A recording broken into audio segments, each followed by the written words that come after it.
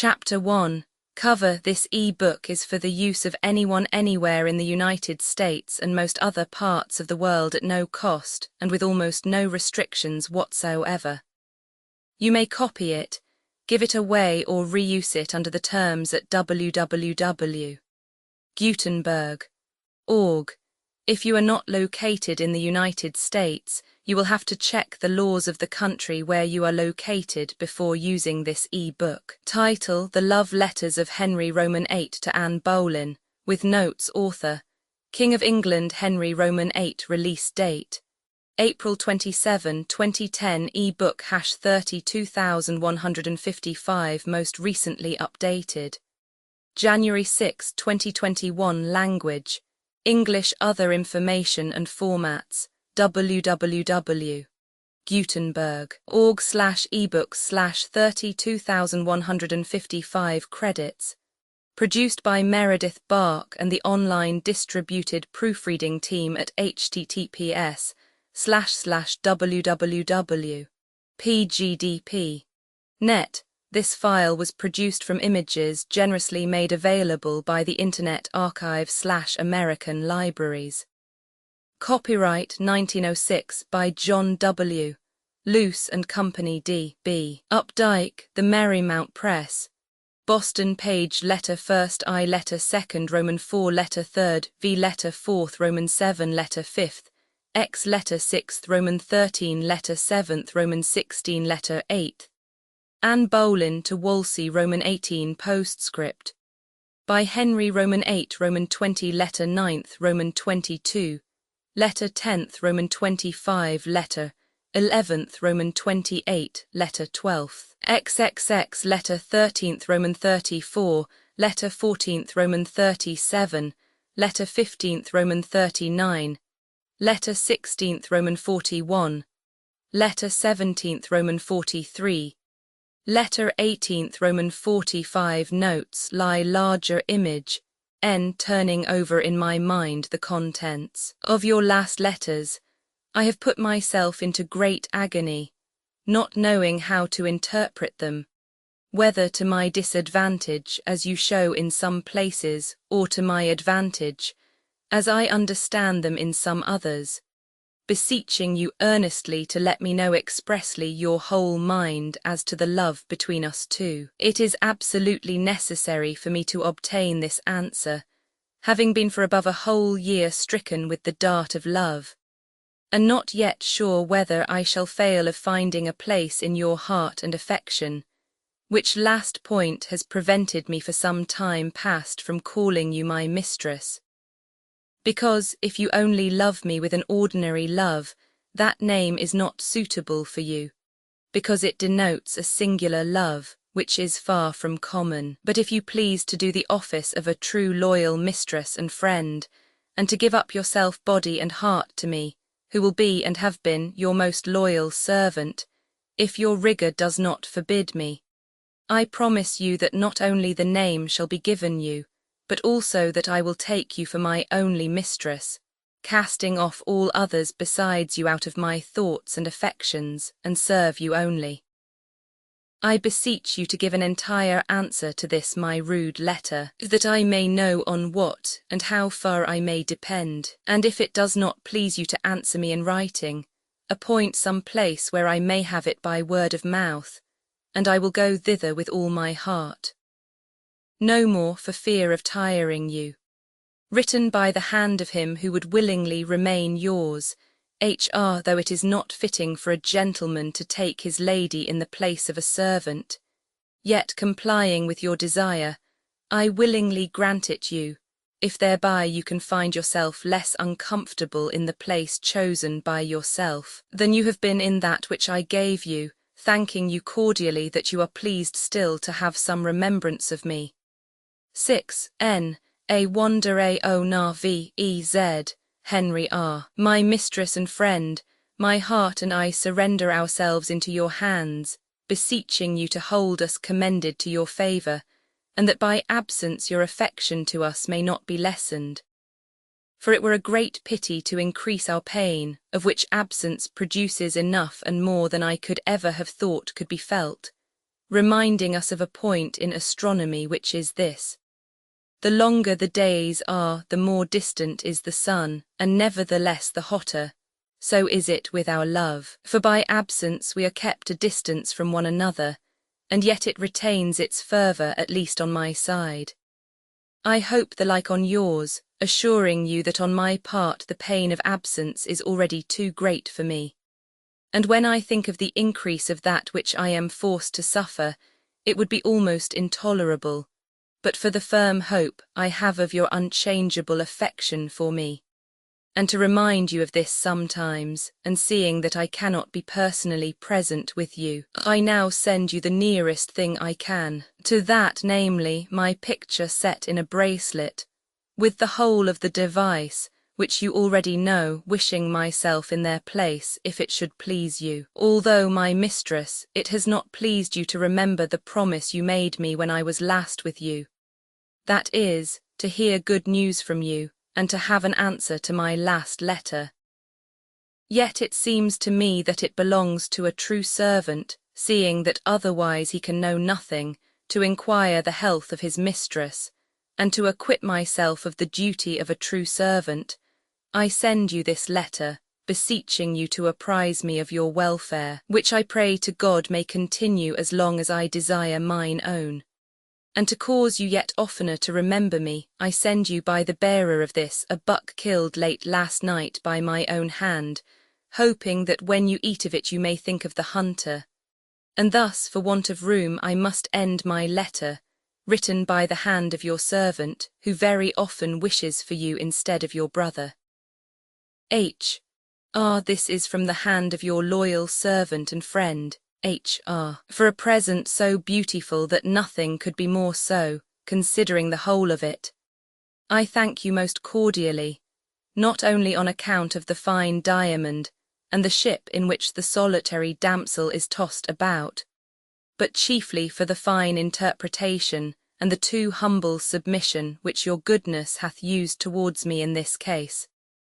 For I think it would be very difficult for me to find an occasion to deserve it, if I were not assisted by your great humanity and favour, which I have always sought to seek, and will seek to preserve by all the kindness in my power, in which my hope has placed its unchangeable intention, which says, aut illic, aut nullibi. The demonstrations of your affection are such, the beautiful mottos of the letter so cordially expressed, that they oblige me for ever to honour, love, and serve you sincerely, beseeching you to continue in the same firm and constant purpose, assuring you that on my part I will surpass it rather than make it reciprocal, if loyalty of heart and a desire to please you can accomplish this. I beg also, if at any time before this I have in any way offended you, that you would give me the same absolution that you ask, assuring you that henceforward my heart shall be dedicated to you alone.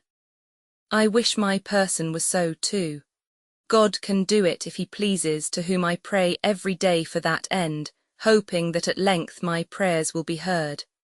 I wish the time may be short, but I shall think it long till we see one another. Written by the hand of that secretary, who in heart, body, and will is your loyal and most assured servant to my mistress, because the time seems very long since I heard concerning your health and you.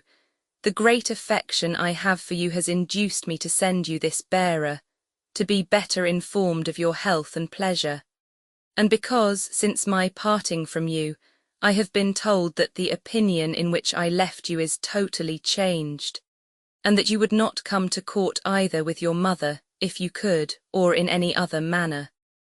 Which report, if true, I cannot sufficiently marvel at, because I am sure that I have since never done anything to offend you, and it seems a very poor return for the great love which I bear you to keep me at a distance, both from the speech and the person of the woman that I esteem most in the world. And if you love me with as much affection as I hope you do, I am sure that the distance of our two persons would be a little irksome to you, though this does not belong so much to the mistress as to the servant. Consider well, my mistress, that absence from you grieves me sorely, hoping that it is not your will that it should be so. But if I knew for certain that you voluntarily desired it, I could do no other than mourn my ill fortune, and by degrees abate my great folly. And so, for lack of time, I make an end of this rude letter, beseeching you to give credence to this bearer in all that he will tell you from me. Written by the hand of your entire servant, H.R. Darling, these shall be only to advertise you that this bearer and his fellow be dispatched with as many things to compass our matter, and to bring it to pass as our wits could imagine or devise, which brought to pass, as I trust, by their diligence, it shall be shortly. You and I shall have our desired end, which should be more to my heart's ease, and more quietness to my mind than any other thing in the world. As with God's grace, shortly I trust shall be proved, but not so soon as I would it were. Yet I will ensure you that there shall be no time lost that may be won, and further cannot be done. For ultra posse non ESDS. Keep him not too long with you, but desire him for your sake to make the more speed. For the sooner we shall have word from him, the sooner shall our matter come to pass. And thus upon trust of your short repair to London, I make an end of my letter, my own sweetheart, written with the hand of him which desireth as much to be yours as you do to have him. H.R. My lord, in my most humblest wise that my heart can think, I desire you to pardon me that I am so bold to trouble you with my simple and rude writing, esteeming it to proceed from her that is much desirous to know that your grace does well, as I perceive by this bearer that you do, the which I pray God long to continue, as I am most bound to pray. For I do know the great pains and troubles that you have taken for me both day and night is never likely to be recompensed on my part, but alonely in loving you, next unto the King's grace, above all creatures living. And I do not doubt but the daily proofs of my deeds shall manifestly declare and affirm my writing to be true, and I do trust you do think the same. My lord, I do assure you I do long to hear from you news of the legate, for I do hope as they come from you they shall be very good, and I am sure you desire it as much as I, and more an it were possible, as I know it is not, and thus remaining in a steadfast hope I make an end of my letter, written with the hand of her that is most bound to be your humble servant, Anne Boleyn. The writer of this letter would not cease, till she had caused me likewise to set my hand, desiring you, though it be short, to take it in good part. I ensure you that there is neither of us but greatly desireth to see you, and are joyous to hear that you have escaped this plague so well, trusting the fury thereof to be past, especially with them that keepeth good diet, as I trust you do. The not hearing of the legate's arrival in France causeth us somewhat to muse, notwithstanding we trust by your diligence and vigilancy, with the assistance of Almighty God, shortly to be eased out of that trouble. No more to you at this time, but that I pray God send you as good health and prosperity as the writer would. By your loving sovereign and friend, H.R. there came to me suddenly in the night the most afflicting news that could have arrived. The first, to hear of the sickness of my mistress, whom I esteem more than all the world, and whose health I desire as I do my own, so that I would gladly bear half your illness to make you well. The second, from the fear that I have of being still longer harassed by my enemy, absence much longer, who has hitherto given me all possible uneasiness, and as far as I can judge is determined to spite me more, because I pray God to rid me of this troublesome tormentor. The third, because the physician in whom I have most confidence is absent at the very time when he might do me the greatest pleasure, for I should hope by him and his means to obtain one of my chief joys on earth, that is the care of my mistress. Yet for want of him I send you my second, and hope that he will soon make you well. I shall then love him more than ever. I beseech you to be guided by his advice in your illness. In so doing I hope soon to see you again, which will be to me a greater comfort than all the precious jewels in the world. Written by that secretary, who is, and for ever will be, your loyal and most assured servant, H.B.R. The uneasiness my doubts about your health gave me, disturbed and alarmed me exceedingly, and I should not have had any quiet without hearing certain tidings. But now, since you have as yet felt nothing, I hope, and am assured that it will spare you, as I hope it is doing with us. For when we were at Walton, 2 ushers, 2 valets de chambers, and your brother, Master Treasurer, fell ill, but are now quite well. And since we have returned to our house at Huntston, we have been perfectly well, and have not at present one sick person, God be praised. And I think if you would retire from Surrey as we did, you would escape all danger. There is another thing that may comfort you, which is that in truth in this distemper few or no women have been taken ill, and what is more, no person of our court and few elsewhere have died of it, for which reason I beg you, my entirely beloved, not to frighten yourself nor be too uneasy at our absence. For wherever I am yours, and yet we must sometimes submit to our misfortunes, for whoever will struggle against fate is generally but so much the farther from gaining his end. Wherefore comfort yourself, and take courage and avoid the pestilence as much as you can, for I hope shortly to make you sing La Renvoie. No more at present from lack of time, but that I wish you in my arms, that I might a little dispel your unreasonable thoughts. Written by the hand of him who is and always will be yours, Im.H.R. Mutable. The cause of my writing at this time, good sweetheart, is only to understand of your good health and prosperity. Whereof to know I would be as glad as in manner mine own, praying God that, and it be his pleasure, to send us shortly together, for I promise you I long for it. Howbeit I trust it shall not be long to. And seeing my darling is absent, I can do no less than to send her some flesh, representing my name, which is heart flesh for Henry, prognosticating that hereafter, God willing, you may enjoy some of mine, which he pleased, I would were now. As touching your sister's matter, I have caused Walter Wells to write to my lord my mind therein, whereby I trust that Eve shall not have power to deceive Adam. For surely whatsoever is said, it cannot so stand with his honour but that he must needs take her, his natural daughter, now in her extreme necessity.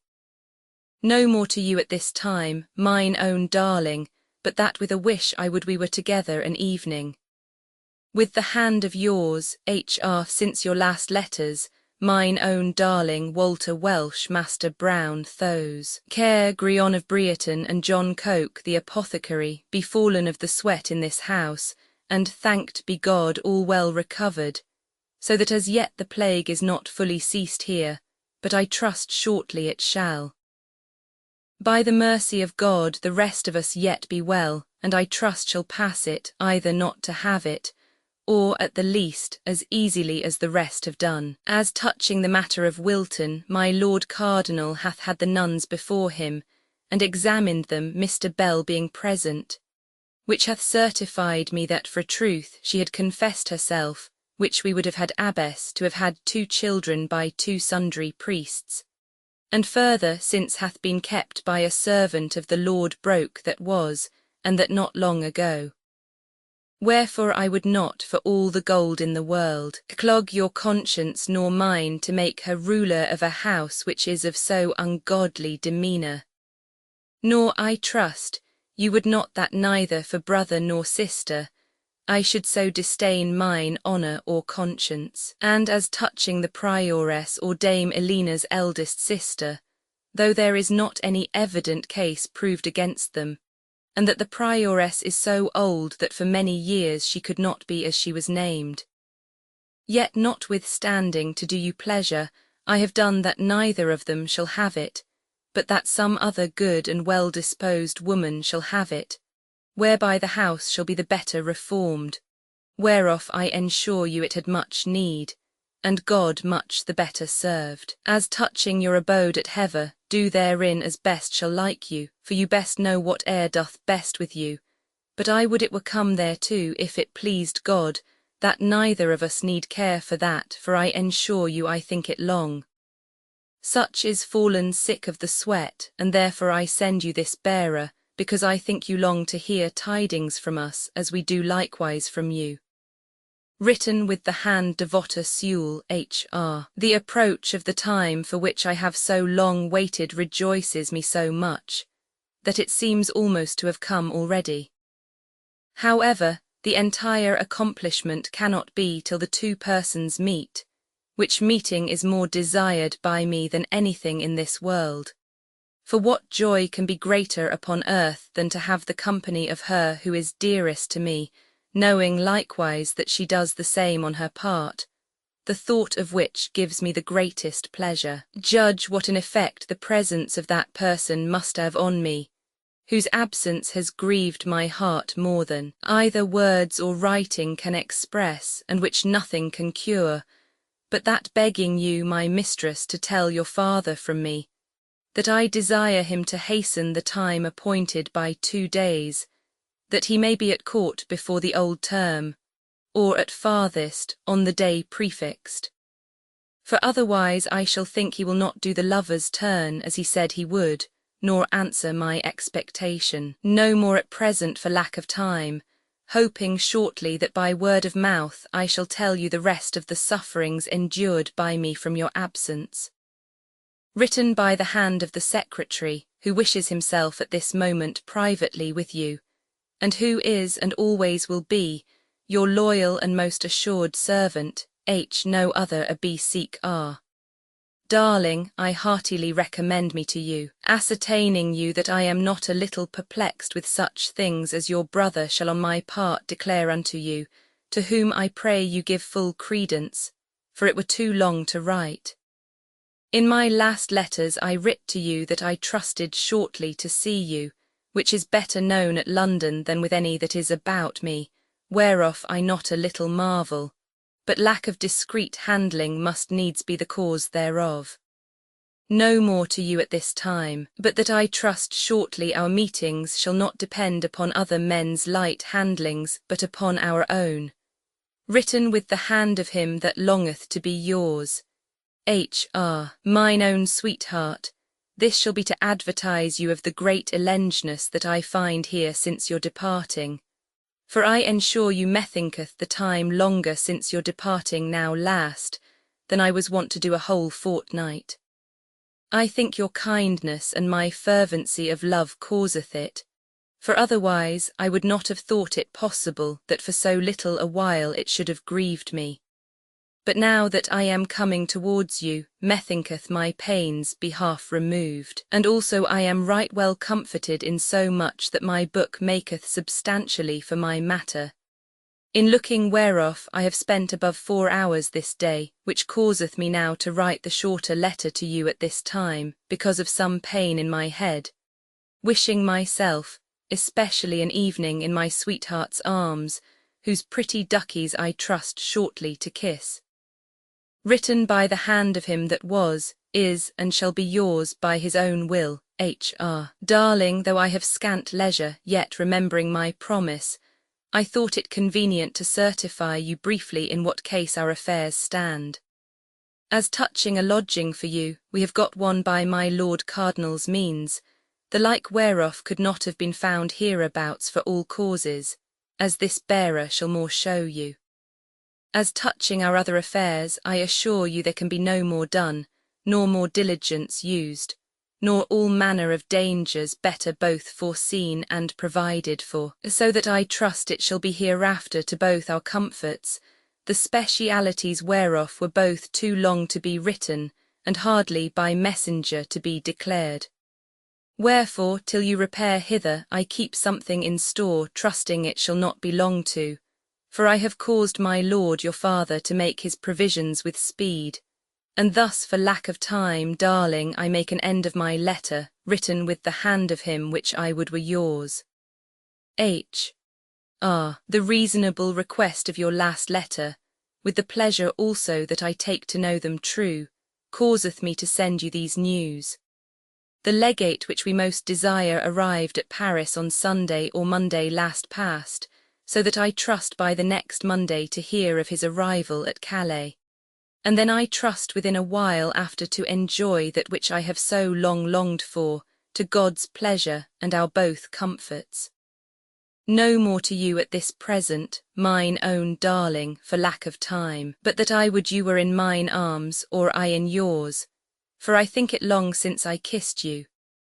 Written after the killing of a hart at 11 of the clock, minding with God's grace tomorrow mightily timely, to kill another by the hand which, I trust, shortly shall be yours. Henry R. To inform you what joy it is to me to understand of your conformableness with reason, and of the suppressing of your inutile and vain thoughts with the bridle of reason. I assure you all the good in this world could not counterpoise for my satisfaction the knowledge and certainty thereof, wherefore, good sweetheart, continue the same not only in this but in all your doings hereafter. For thereby shall come both to you and me the greatest quietness that may be in this world. The cause why the bearer stays so long is the business I have had to dress up gear for you, and which I trust ere long to cause you occupy. Then I trust to occupy yours, which shall be recompense enough to me for all my pains and labour. The unfeigned sickness of this well-willing legate doth somewhat retard his access to your person, but I trust verily, when God shall send him health, he will with diligence recompense his demur. For I know well where he hath said touching the saying and bruit that he is thought imperial, that it shall be well known in this matter that he is not imperial. And thus, for lack of time, sweetheart, farewell. Written with the hand which fain would be yours, and so is the heart. R. H. The letters of Henry Roman VIII to Anne Boleyn, perhaps the most remarkable documents of the kind known to exist, were published at Oxford in 1720 by VIII, in a volume entitled Roberti der Avsbury Historia de Mirabilibus Gestis Edwardi Roman III, and inserted in the third volume of the Harleian Miscellany, 1745. These two editions differ considerably from each other, and still more so from the transcripts here given, which are taken from the edition printed at Paris by M. Mion, who held a situation in the manuscript department of the Bibliothèque de Roye. The 5th and 13th, however, which are not comprehended in the Vatican collection, are supplied from Heian's work. Of the 17 letters of which the series consists, 8 are written in English and 9 in French. They appear to have been written after Anne Boleyn had been sent away from court, in consequence of reports injurious to her reputation, which had begun to be publicly circulated. Her removal indeed was so abrupt that she had resolved never to return. The king soon repented his harshness and strove to persuade her to come back, but it was a long time, and not without great trouble, before he could induce her to comply. Her retirement did not take place before the month of May, 1528. This is proved by a letter from Fox, Bishop of Hereford, to Gardiner, Bishop of Winchester, dated the 4th of May in that year in which the writer, who had just returned from Rome, whither he had been sent to negotiate the king's divorce, gives an account of his landing at Sandwich on the 2nd, of his arrival on the same night at Greenwich, where the king then was, and of the order he received from him to go to the apartments of Anne Boleyn, which were in the Tilt-yard, and inform her how anxious he had been to hasten the arrival of the legate, and how much he was rejoiced by it. This letter, formerly in the collection of Harley, Earl of Oxford, is now at Rome. It must have been very soon afterwards that Anne Boleyn left the court.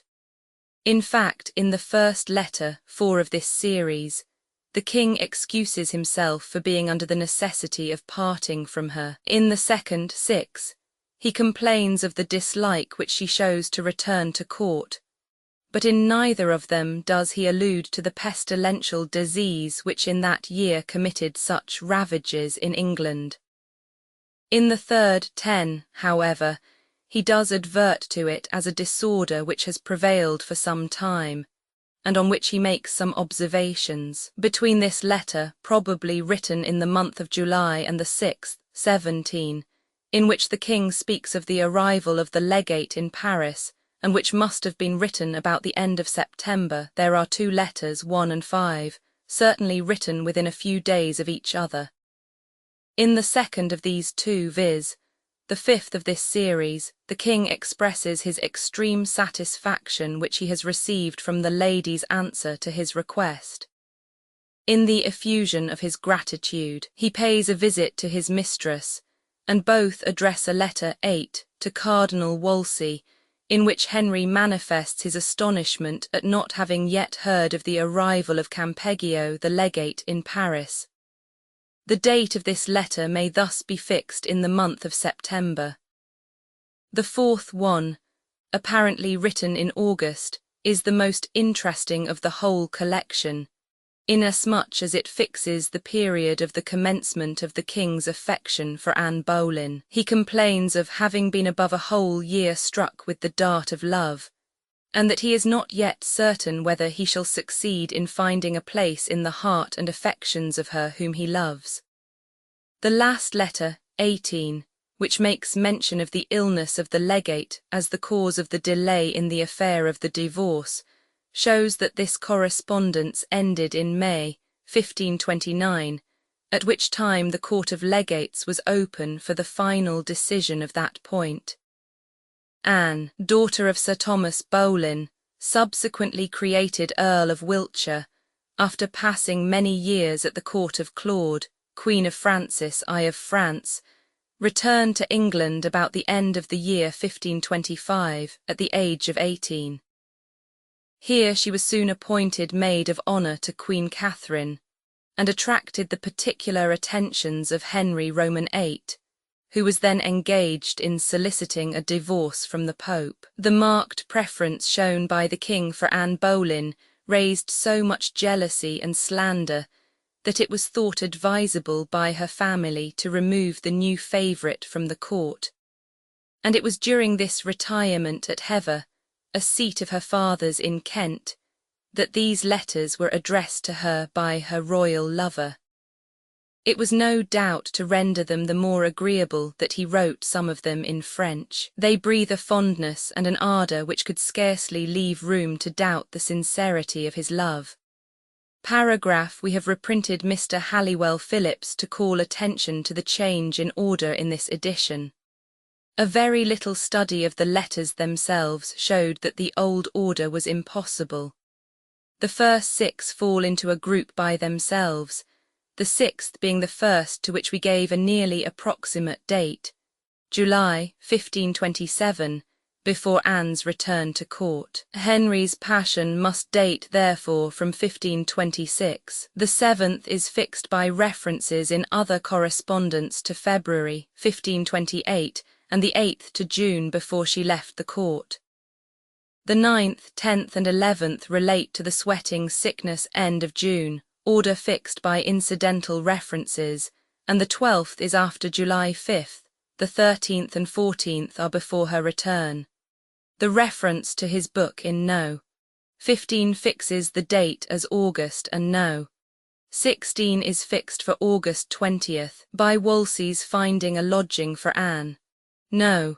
17 is fixed for September 16th, by Campeggio's arrival at Paris, September 14, 1528, and No. 18 by his illness as towards the end of October. The scheme had been partly worked out when the editor observed that Mr. Brewer had already arranged them in his calendar of state papers, and to him therefore this order is due. The old arrangement was 4, 6, 10, 1, 5, 17, 16, 2, 11, 3, 13, 9, 12, 7, 14, 15, 18, 8, page X, Henry Roman VIII to Anne Boleyn, written July 1527, out illic out nullibi, either there or nowhere. The signature means H seeks no other heart. R. Roman 13, Henry Roman VIII to Anne Boleyn. This letter was written in July 1527. Roman 16, Henry Roman 8 to Anne Boleyn. Written February 1528. Ultra posse non ESDS.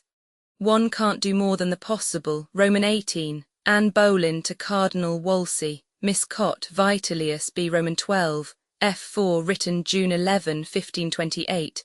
Printed by Ellis as from Catherine of Aragon. There is another letter from Anne to Wolsey thanking him for a present. It is very similar to this and is found in Miss Cott. Otho. C. X. F. 218, printed in Burnet I. 104 and in Ellis Original Letters Vol. I. Roman 22, Henry Roman 8 to Anne Boleyn. Written June 16, 1528, Roman 25, Henry Roman 8 to Anne Boleyn. This letter was written June 20. It, the sweating sickness, this is the 1528 epidemic. Your brother, George Boleyn, afterwards Viscount Rochford, executed 1536 on a charge of incest. Roman 28, Henry Roman 8 to Anne Boleyn, written about June 22, 1528. Wells is the same person as Welsh on PXXXXXX, Henry Roman 8 to Anne Boleyn. Written July 6, 1528. Such is probably Zouch. Disdain. Stain, Roman 34, Henry Roman 8 to Anne Boleyn. Written July 20, 1528, Roman 37, Henry Roman 8 to Anne Boleyn. Written July 21, 1528, Roman 39, Henry Roman 8 to Anne Boleyn. Written August 1528. Elengness, Loneliness, Misery, my book, on the unlawfulness of his marriage with Catherine, Roman 41, Henry Roman 8 to Anne Boleyn. Written August 20, 1528, Roman 43, Henry Roman 8 to Anne Boleyn. Written September 16, 1528. Campeggio actually arrived at Calais on Monday, September 14, Roman 45, Henry Roman 8 to Anne Boleyn.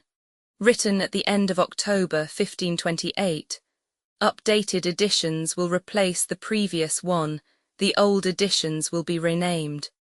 Creating the works from print editions not protected by U.S. copyright law means that no one owns a United States copyright in these works, so the Foundation and you can copy and distribute it in the United States without permission and without paying copyright royalties.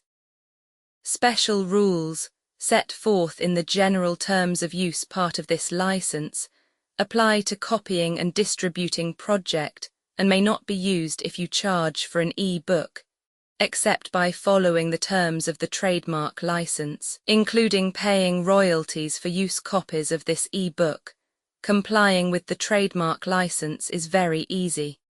You may use this e-book for nearly any purpose such as creation of derivative works, reports, performances, and research. Project Gutenberg e-books may be modified and printed and given away. You may do practically anything in the United States with e-books not protected by U.S. copyright law. Redistribution is subject to the trademark license, especially commercial redistribution. Start, full license. Please read this before you distribute or use this work. Distribution of electronic works by using or distributing this work, or any other work associated in any way with the phrase Project Gutenberg. You agree to comply with all the terms of the full www. Gutenberg. org/license. Electronic works. Electronic work, you indicate that you have read, understand, agree to, and accept all the terms of this license and intellectual property, trademark/copyright agreement. If you do not agree to abide by all the terms of this agreement, you must cease using and return or possession.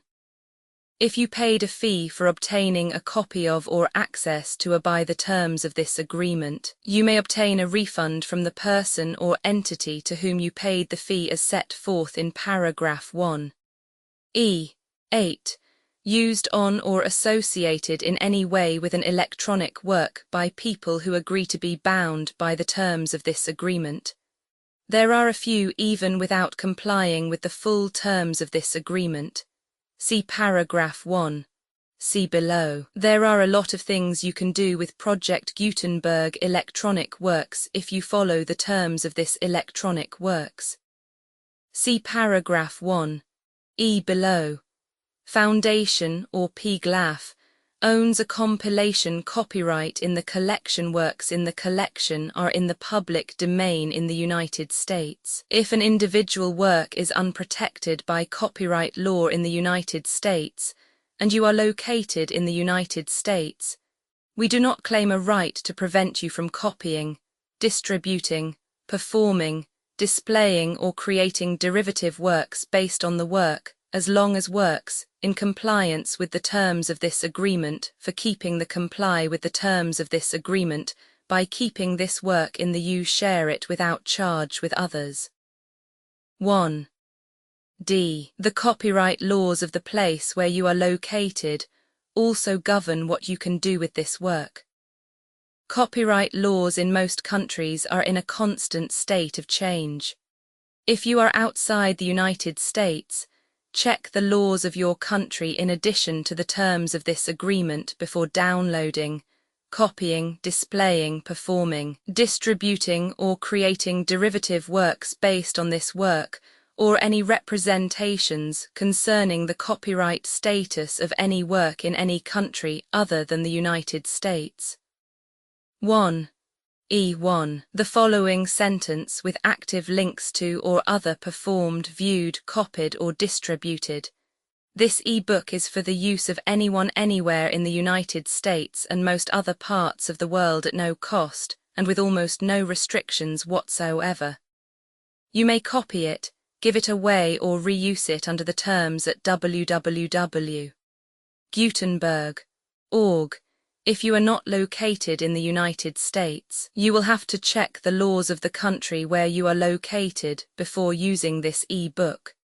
Derived from texts not protected by U.S. copyright law, does not contain a notice indicating that it is posted with permission of the copyright holder. The work can be copied and distributed to anyone in the United States without paying any fees or charges. If you are redistributing or providing access to a work with the phrase Project Gutenberg associated with or appearing on the work, you must comply either with the requirements of paragraphs 1. E1 through 1, E7 or trademark as set forth in paragraphs 1. E8 or 1, E9. With the permission of the copyright holder, your use and distribution must comply with both paragraphs 1. E1 through 1, E7 and any additional terms imposed by the copyright holder. Additional terms posted with the permission of the copyright holder found at the beginning of this work. License terms from this work, or any files containing a part of this. 1E5. Do not copy, display, perform, distribute or redistribute this electronic work, or any part of this electronic work, without prominently displaying the sentence set forth in paragraph 1.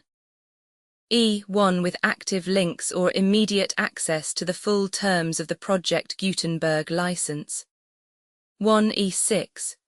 You may convert to and distribute this work in any binary, compressed, marked up, non-proprietary or proprietary form, including any word processing or hypertext form.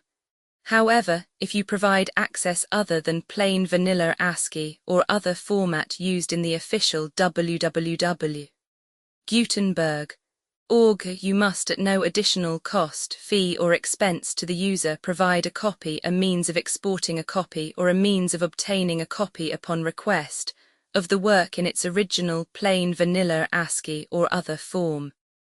Any alternate format must include the 1. E7. Do not charge a fee for access to viewing, displaying unless you comply with paragraph 1. E8 or 1, E9, 1, E8. You may charge a reasonable fee for copies of or provided that you pay a royalty fee of 20% of the gross profits you derive from you, already used to calculate your applicable taxes. The fee is owed agreed to donate royalties under this paragraph to the Project Gutenberg Literary Archive Foundation. Royalty payments must be paid within 60 days following each date on which you prepare, or are legally required to prepare, your periodic tax returns. Royalty payments should be clearly marked as such and sent to the Project Gutenberg Literary Archive Foundation at the address specified in Literary Archive Foundation. You provide a full refund of any money paid by a user who notifies you in writing or by email within 30 days of receipt that he license. You must require such a user to return or destroy all copies of the works possessed in a physical medium and discontinue works.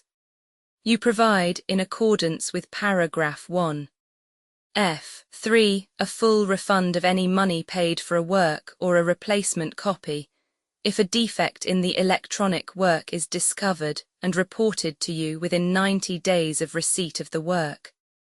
You comply with all other terms of this agreement for free. 1. E9. If you wish to charge a fee or distribute a Project Gutenberg trademark electronic work or group of works on different terms than are set forth in this agreement, you must obtain permission in writing forth in section 3 below. 1. F.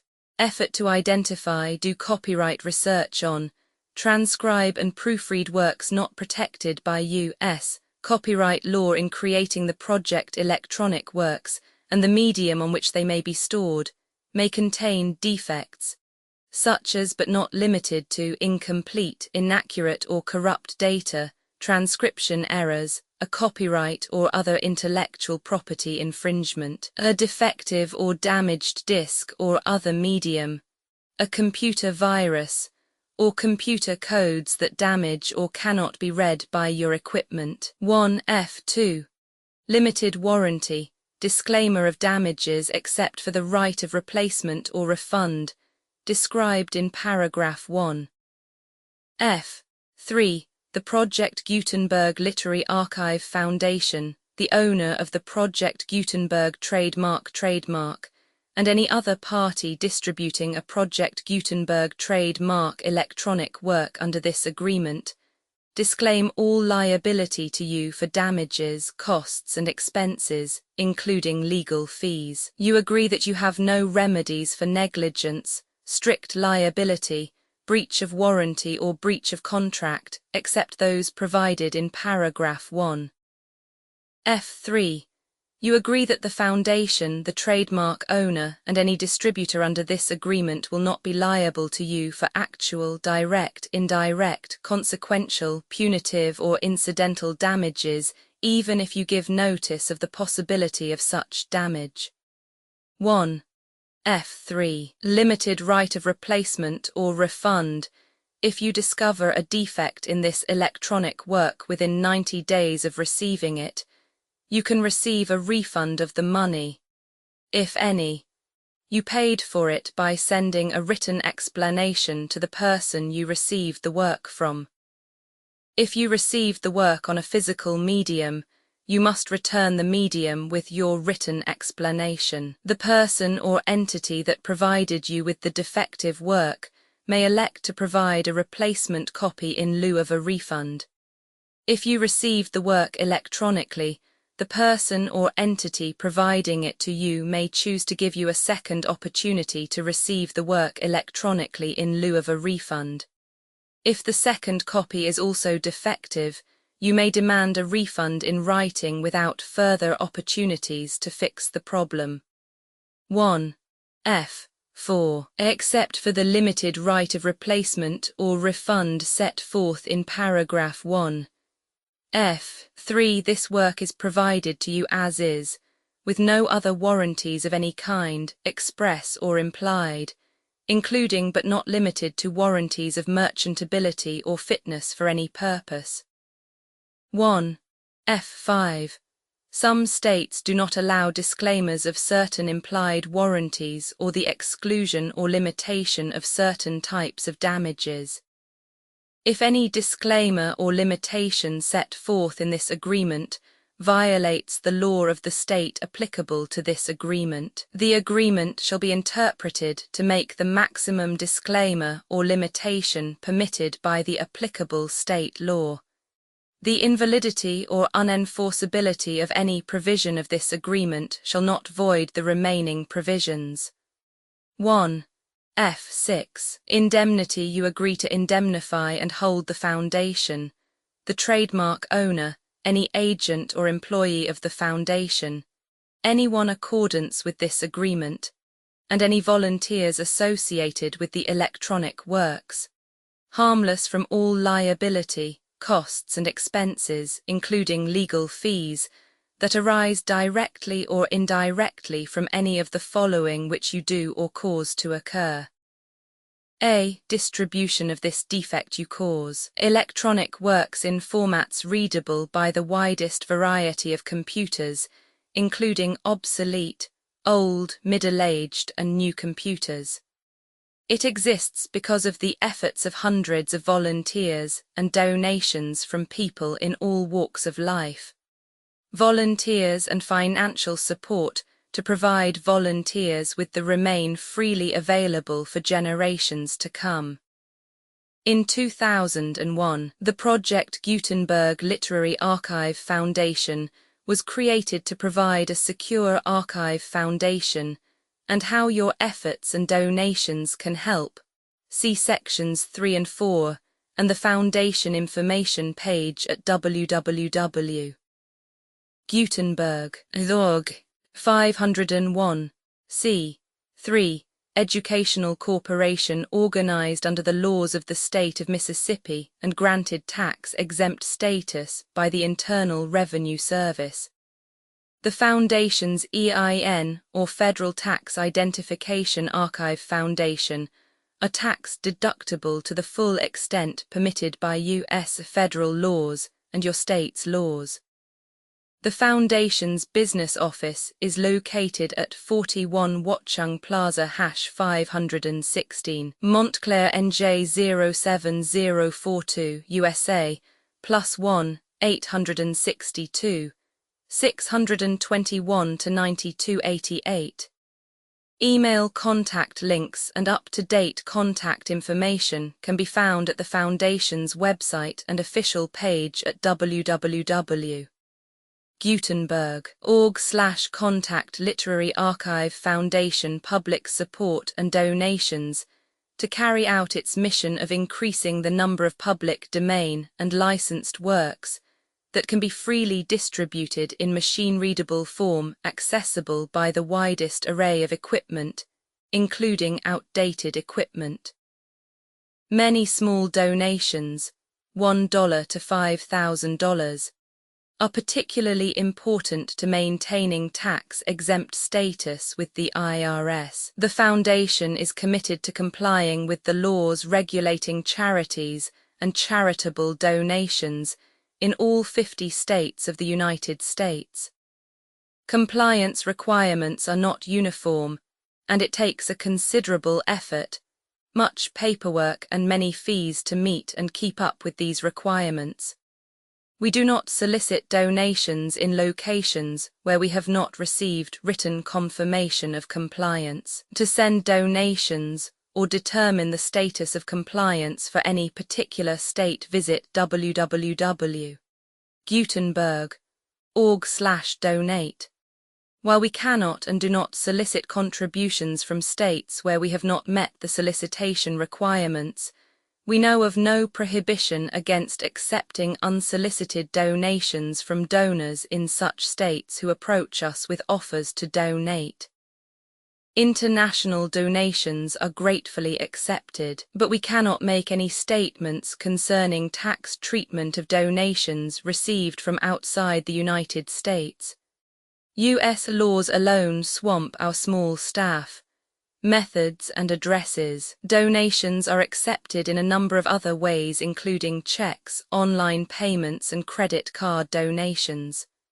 To donate, please visit www.gutenberg.org/donate. Professor Michael S. Hart was the originator of the Project Gutenberg concept of a library of electronic works that could be freely shared with anyone. For 40 years he produced and volunteer support editions, all of which are confirmed as not protected by copyright in the U.S. unless a copyright notice is included. Thus, we do not necessarily keep e-books in compliance with any particular paper edition. Most people start at our website, which has the main PG search facility, www.gutenberg.org, Archive Foundation, how to help produce our new e-books, and how to subscribe to our email newsletter to hear about new e-books. A linked image back.